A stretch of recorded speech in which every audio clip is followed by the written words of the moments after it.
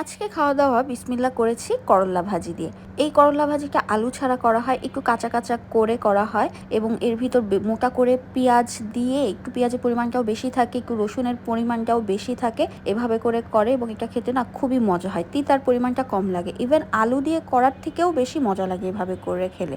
এরপরে নিয়ে নিয়েছিলাম একটু কালো জিরা ভর্তা। নর্মালি আমি ভর্তা দিয়ে আগেই খাই, কিন্তু আজকে মনে হলো যে গরম ভাতে একদম শুরুটা করি আমি করল্লা ভাজি দিয়ে, কারণ এই করল্লা ভাজিটা অ্যাকচুয়ালি অনেক মজা হয় এবং সত্যি তাই হয়েছিল। আজকের করলা ভাজিটাও একটু তিতা হয়নি। তো যাই হোক, এরপরে হচ্ছে কালোজিরা ভর্তা দিয়ে খাওয়া শেষ করে নিয়ে নিয়েছি শোল মাছ ভুনা। আগের দিন শোল মাছ খেয়েছিলাম হচ্ছে লাউ দিয়ে রান্না করেছিল সেভাবে, আর আজকে নিয়ে নিয়েছি হচ্ছে ভুনাটা। আম্মু আজকে ভুনা করেছিল, আমি বলেছিলাম ভুনা করতে, তো মশলাটা দিয়ে খুব ভালো করে ভাতটা মেখে নিয়ে তার ভিতরে একটু লেবুর রস দিয়ে একটু শশার সালাদ দিয়ে খেতে কিন্তু খুবই মজা লাগছিল। শশার কুচিটা যদি বেশি চিকন হয় তাহলে তো কথাই নেই, আলহামদুলিল্লাহ সব কিছুর জন্য।